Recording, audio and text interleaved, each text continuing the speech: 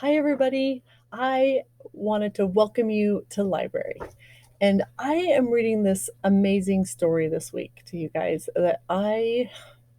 you know that I always talk about how much I love ordinary people change the world. First of all, ordinary people do change the world, but this story about Helen Keller, wow, she was amazing. You guys, everybody has challenges, and a lot of these stories, people have some seriously hard things to overcome.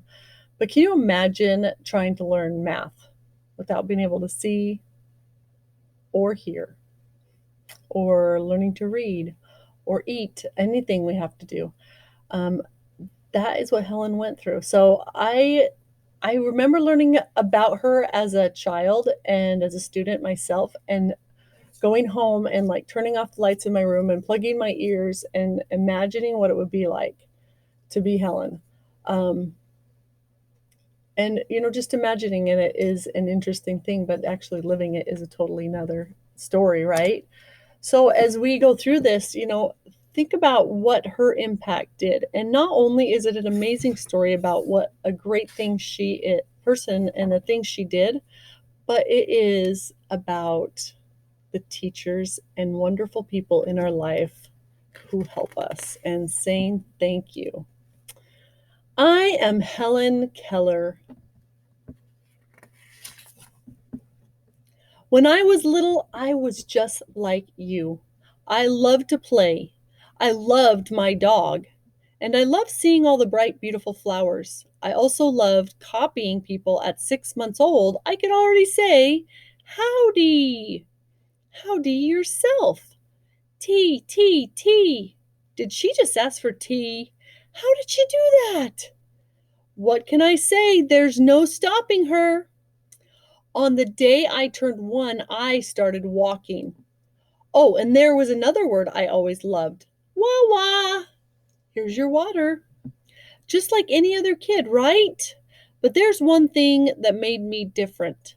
When I was 19 months old, I got very sick. The doctors said I wouldn't live. I did live, but the sickness made me blind and deaf. Deaf means that you cannot hear. This is how I see the world. Close your eyes and block your ears. I couldn't see anything or hear anything. That's right, nothing. I know it seems scary. It was scary for me too. Back then, people didn't know how to deal with somebody who was deaf and blind. My relatives thought I was a monster. You see the way she behaves? She puts her hands in my plate. She ate my food. Wah, wah, wah. She's trying to find her water. She threw her silverware too. She is poorly behaved. She should not be here. They were right. I wasn't well behaved. I was extremely frustrated. In my dark world, I couldn't tell if anyone noticed me or cared about me. I couldn't see or hear what I was doing. By the time I was 5, I'd figured out small ways to communicate. To say yes, I would nod my head. For no, I shook it back and forth. Ugh. To say father, I motioned to put on glasses. For mother, I rested my hand on my face. For baby sister, I did this. When I'd shiver like I was cold, it really meant Helen wants ice cream. I wonder if she asked for ice cream all the time. But even with those signs, I couldn't get my dog, Belle, to play with me. I didn't know how to speak, so I couldn't call her. I just wanted to play with my dog. The saddest part was I got used to a dark and silent world. People told my parents to give up on me, that I'd never be good at anything. They didn't listen, though.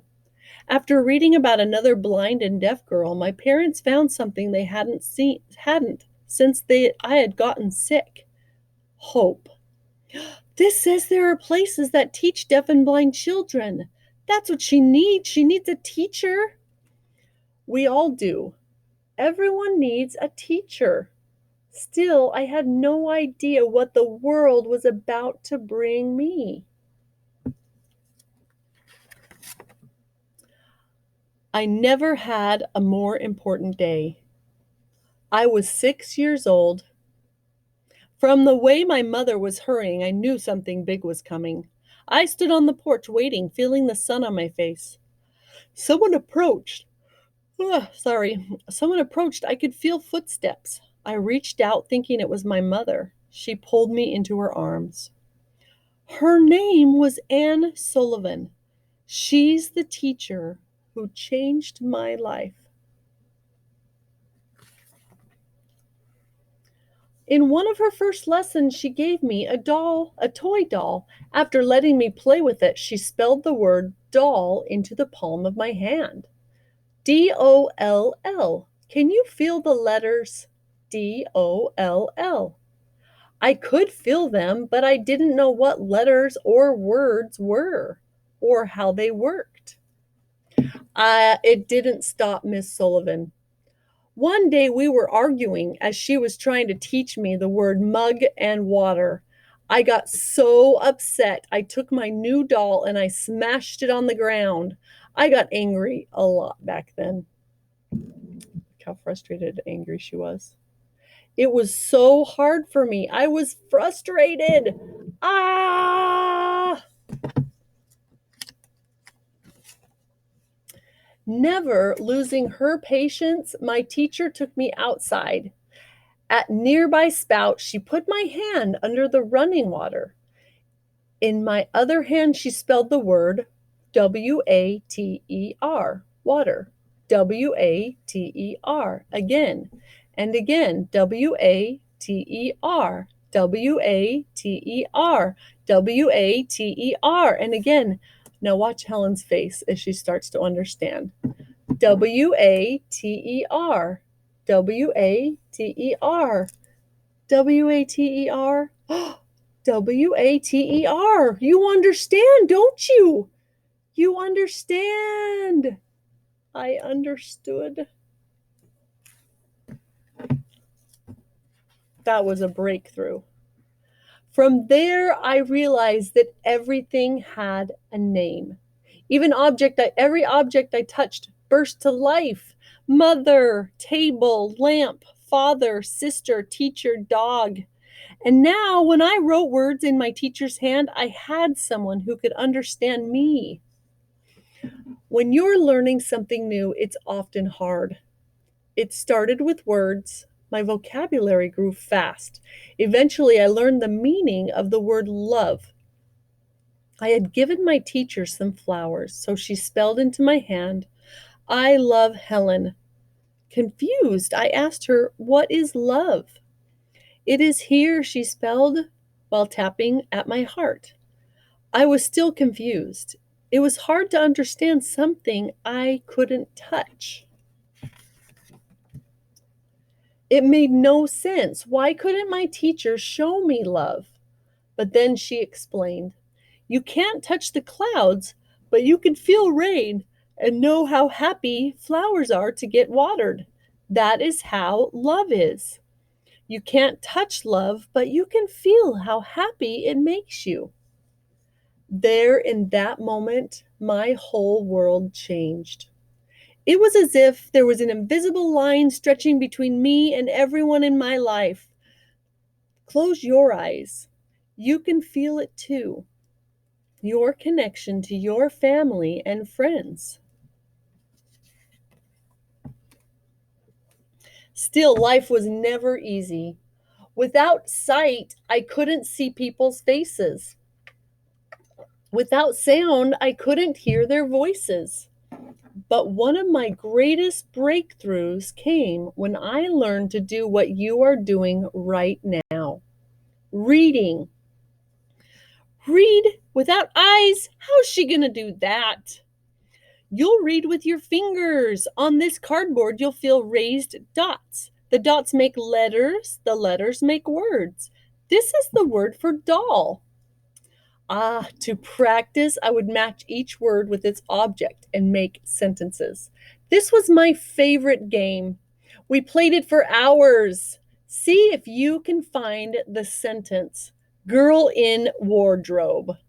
I'm going to zoom in so you can read the different sentences she made. They're kind of funny.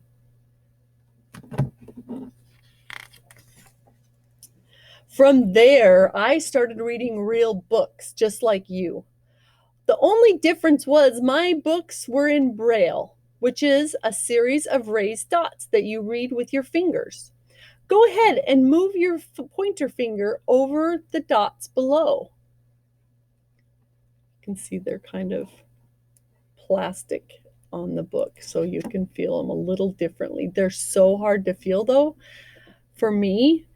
At first, it just feels bumpy, right? Yes. You'll get used to it. These dots spell my name, Helen, H-E-L-E-N, H-E-L-E-N. Want to read your name in Braille? Here's the alphabet. Run your pointer finger over the letters. Now close your eyes. There you go. Now you're reading just like me. So I'm going to let you pause and come back to this spot after the book and write your name out in Braille, and you could write even messages in Braille. To make reading even more fun, my teacher took me outside. She knew I loved feeling the sun on my face and smelling the pine needles. I read my book so many times I wore down the raised dots. There was the Arabian Nights, Robinson Crusoe, and one of my favorites, Little Women. In those pages, I met brave boys and girls who could hear and see. I am not afraid of storms, for I am learning how to sail my ship. One of Miss Sullivan's best lessons came when she showed me how plants grow. Feel the buds. Some buds open fast, others open slowly. A flower can only bloom if it's watered. Why is that one of her favorite lessons, you guys? When I was 9 years old, I wanted to learn how to speak. Even Miss Sullivan was worried about teaching me. She thought I'd get frustrated, but nothing would stop me now.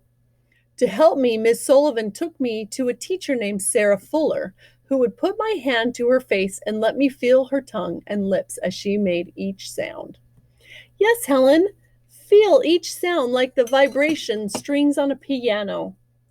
In an hour, I learned the letters M, P, A, S, T, and I. Ma. She was able to say ma. Now I could call my dog and she'd come to me. At my 7th lesson, I spoke this sentence, the one sentence that I would repeat over and over. I am not dumb. Now, when I first read that, it made me sad that she thought she was dumb. But then I remembered that the word dumb is actually not supposed to be an insult about ourselves or other people. It doesn't mean stupid. Dumb actually is an old word they've used forever. That means you can't speak. When you say somebody is deaf, they cannot hear. And when you say somebody is dumb, it actually means that they can't speak, that there's something wrong with their mouth. And so now she wasn't actually calling herself dumb, but she was saying, I can speak. Can you imagine how happy she had to be? As I got older, I didn't just learn to speak English, I learned French and German. For college, I wanted to go to Radcliffe at Harvard University. Maybe she should wait another year. Deaf and blind people don't go to college. I'm going. I wouldn't argue. There is no stopping her. At Harvard, most of my books weren't available in Braille, so Miss Sullivan spelled out many of the textbooks in my hand. That's how much I loved learning, and that's how patient and selfless Miss Sullivan was. I became the first deaf and blind person to earn a college degree. I wouldn't be the last. As I grew older, I wrote 14 books and visited 39 countries. But the most important thing I did was to make sure that other people with disabilities could get the same education I had. My family had the money to hire a private teacher. Not everyone is that lucky. We need to give every person an equal chance. There she is. She's so strong. Today, thousands of deaf and blind students enroll in universities, thanks to Helen. Riding a horse. How did she do that?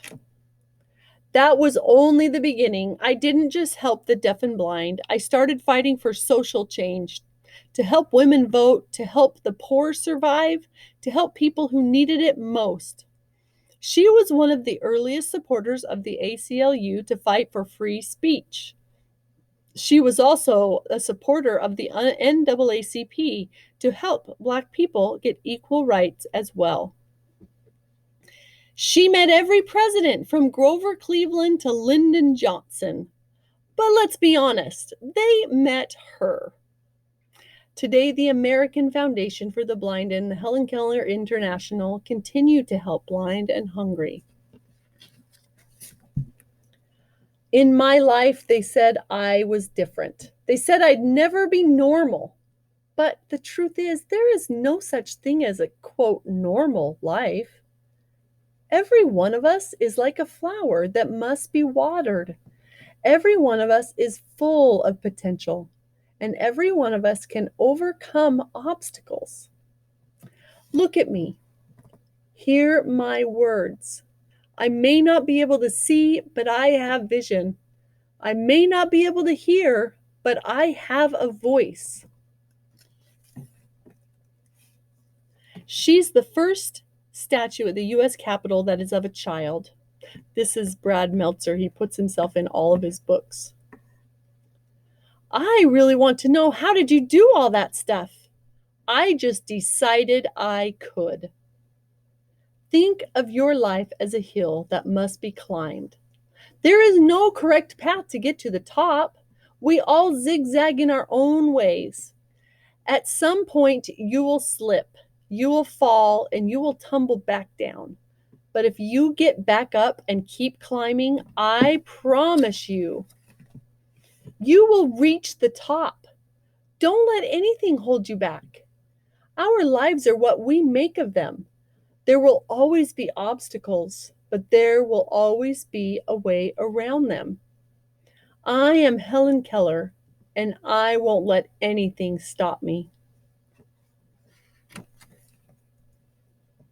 Oh, and one last thing. Go say thank you to that teacher who helped you when you needed it most. The best and most beautiful things in the world cannot be seen or even touched, but just felt in the heart. She was a beautiful girl. Here's Anne Sullivan, her teacher, with her when she was 8 years old. Here's Helen with her dog, Boston Terrier Belle. And here's Helen hearing Eleanor Roosevelt by touching her moving lips. That's pretty amazing. So I wanted to show you guys a couple things. And then I'm going to ask you a couple questions that I want you to think to yourself. If you're in class, then answer them with your teacher. So this, I looked up the Braille alphabet, and I thought it's so cool. I liked this printout of it because it shows that it's a progression of 6 dots, a lot like a dice. It reminded me of a dice. And each letter fills in a different combination of dots on those 6, on the pattern of 6. And so if you want to pause this, you can use it to write out some things. Here's another Braille alphabet that I found that doesn't show the empty dots. But I wrote my name in Braille, Rebecca.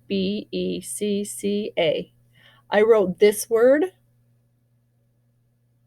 Can you pause it and figure out what that word is? And I wrote this sentence.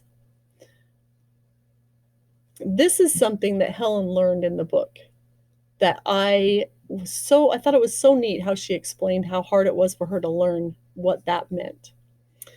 I'm not going to tell you what they are. You'll have to pause it and figure it out. The other thing I want you to think about and talk about is what Helen said at the end of the book right here. Pretty powerful. But I wanted to talk about this one.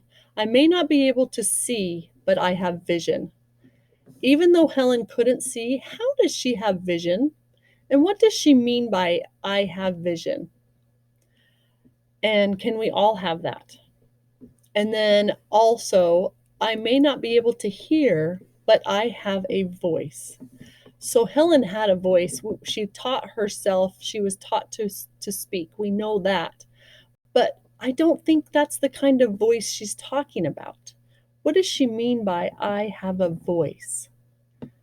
Think about that. And maybe you guys can discuss that as a class, what that probably means. I love this story. I hope that you guys enjoyed it also. Have an amazing day.